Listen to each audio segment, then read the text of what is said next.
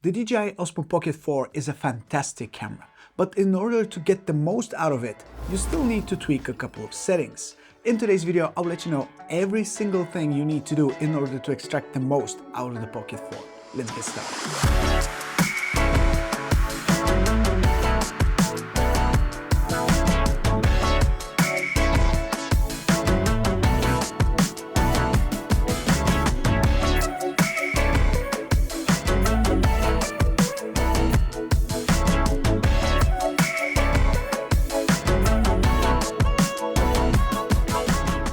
Let's start with resolution and frame rate.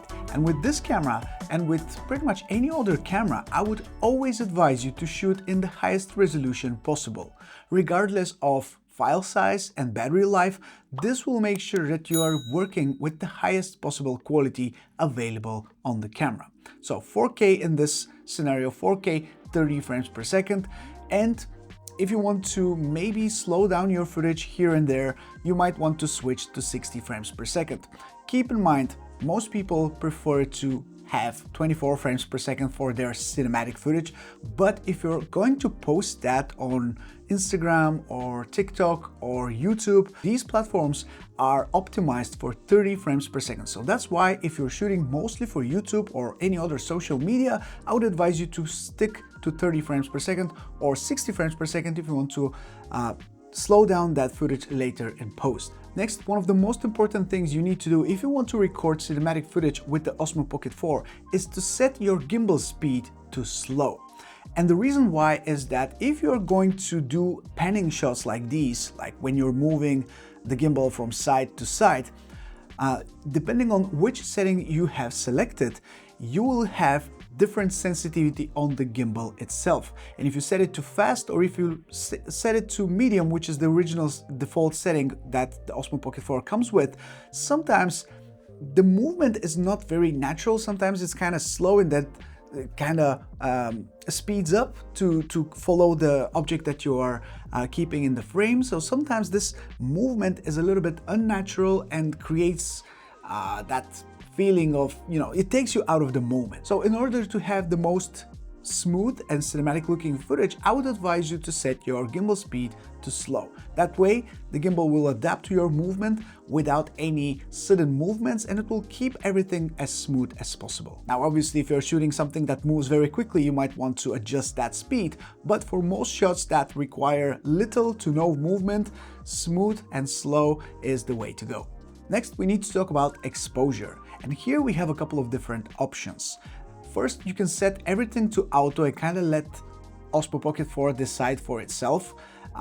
These devices are super smart and adapt very well to the different environments that they're placed in, where they're filming, but that's not the best option if you ask me. If you're shooting run and gun and you don't have time to tweak settings, that might be okay for a few shots here and there, but to get the most out of this camera, you might want to lock your exposure. So to do that, you need to swipe from the right side of the screen, enter Pro mode by clicking on the Pro button here in the upper right hand corner, and then go to exposure. From here, you can shoot in auto. Like I said, you can set your ISO and your exposure value, which if you are shooting in auto, you might want to set to minus 0.3 EV. This is the exposure compensation, which will make sure that you're always shooting in auto, but still underexposing by 0.3 stops, which will make sure that your highlights are not blown out, which makes a big difference if you ask me. That's if you want to shoot in auto. If you want to have full control, you need to press on the M button,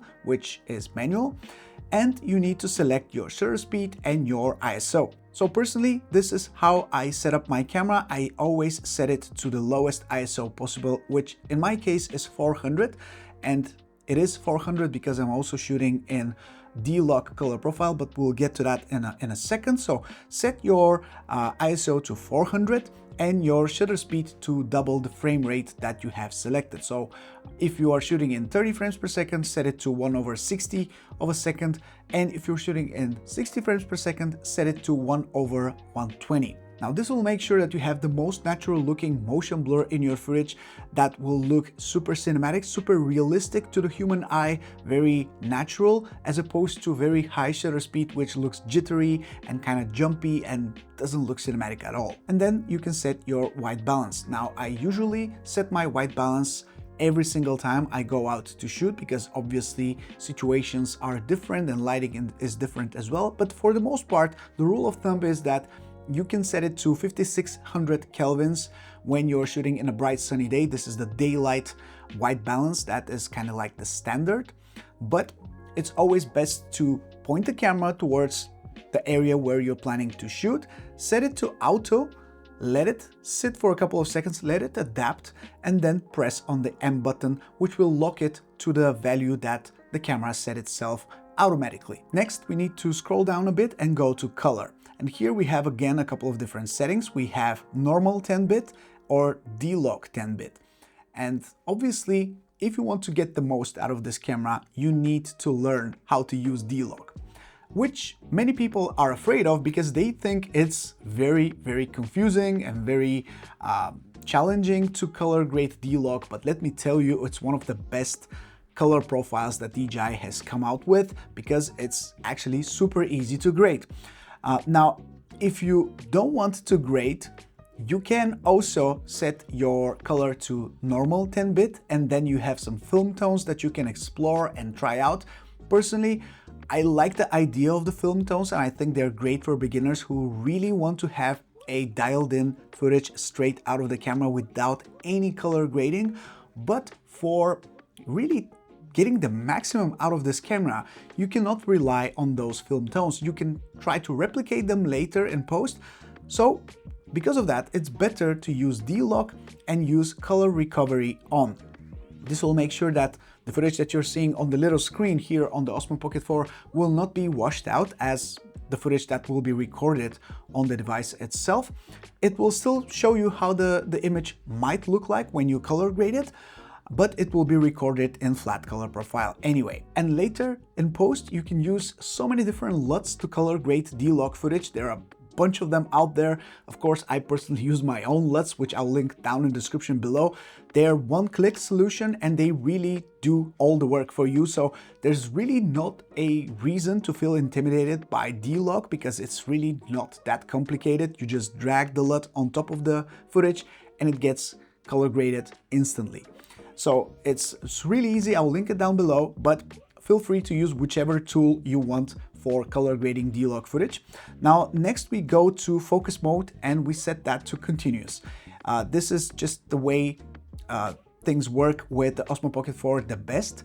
Continuous autofocus works great on this camera and I've never had any issues with the way it focuses. You also have a couple of different options here on the right. You have product showcase, default, lock tracking, or subject priority, which in case you are following a specific subject, you might want to register that subject and keep that as your priority.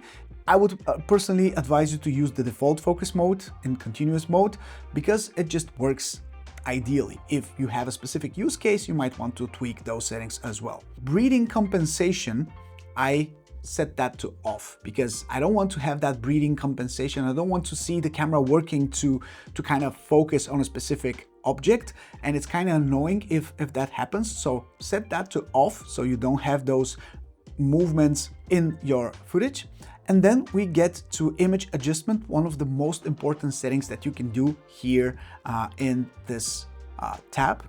So we need to set the texture to -2. This is pretty much the sharpness of your footage. You might want to set it to -2 as you don't want it to be sharpened by the product itself, by the camera itself. You want to add that sharpness in post. That's the last thing you do before you finish your color grading. You add sharpness and you set your noise reduction to -1 because you don't want to have any digitalization applied by the camera to your footage and you want to preserve details the most before starting to work on the footage yourself later. And that's pretty much it for the exposure values here in the exposure tab from the Osmo Pocket 4.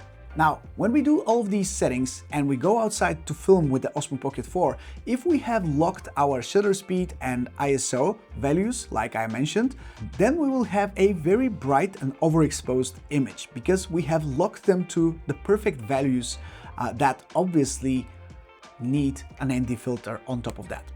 ND filters are like sunglasses for your camera, and you need them if you are going to use these specific manual camera settings to have the proper balanced exposure. Now, these ND filters here, the ones that I have, are the same from the Osmo Pocket 3. Luckily, they work on the Osmo Pocket 4 as well, and these are DJI filters, and for some reason they come with a very weird grouping. So we have ND16, ND64, and ND256. And none of these are kind of ideal for this camera. If you don't want to buy these filters, there's so many other options that you can buy and have a variety of different filters. Like Freewell makes this huge kit with any filter that you can imagine, which works on the Pocket 3 and the Pocket 4. So if you want to invest in some ND filters that will not require you to use a specific filter every single time, you want to exchange them and switch them up depending on the lighting conditions, maybe you want to explore a little bit and buy a third-party kit with ND filters. Now, one of the things we have on the Osmo Pocket 4 here are these two buttons right below the screen. So we have a zoom button and a custom button. Now, the way I am personally using this is I'm using the zoom button a lot to zoom in, and since the fact we have lossless zoom on the Osmo Pocket 4, I am using it a lot more. So we have pretty much a 2x zoom, which is lossless and still allows you to punch in quite a lot and still have great quality. So I am using that a lot. So I'm using the button a lot to zoom in and out. And the best thing is that you're not limited to any specific settings when you're zoomed in. You can use D-Lock, you can use tracking, you can use pretty much any other feature that the camera has, just zoomed in, which is great. And then you have the custom button, which you can customize depending on your needs and taste. And I personally have decided to use it to switch between my two custom profiles that I have on the Osmo Pocket 4. So my custom profile 1 is my regular shooting, which is 4K 30 frames per second in D-Lock with custom white balance and everything ready to go in 30 frames per second. And my custom profile 2 is exactly the same thing, but in 4K 60 frames per second with a shutter of 1/120. This is just switching quickly between 30 frames per second and 60 frames per second, making sure that if I see something that I think I might want to shoot and slow down later in post, I can just press a button, switch to 60 frames per second, and then shoot that without thinking about any settings, without tweaking any menus, and just quickly shooting that without missing the shot. Final thing which you need to do is to swipe from the top, go to settings, then swipe all the way down and find bitrate. Make sure you set it to high because by default the bitrate is set to standard, which is not ideal if you're looking for the maximum quality out of the Osmo Pocket 4. Now, when you set it to high, your shots will be in a higher bitrate, meaning that yes, the file size will be a little bit bigger, but you will also have maximum details, maximum quality, and maximum bitrate as well. So those are the things you need to change on your Osmo Pocket 4 in order to extract the most out of this camera. The rest is up to you. The rest is really up to your imagination, how you want to use this camera, where you want to attach it, what you want to film with it, how smooth you are with the movements, how good you are with the ninja walk and everything. So combining all of these different things will make sure that your shots turn from very basic looking and boring into something that looks like it's shot on a much more expensive camera than this. Hopefully you guys enjoyed this video. If you did, let me know by commenting down below and liking this video. Drop a comment with anything you might want to know about the Osmo Pocket 4 and I'll make sure to reply. Thank you so much for watching. I'll catch you in the next one. Stay safe and I'll see you soon. Ciao.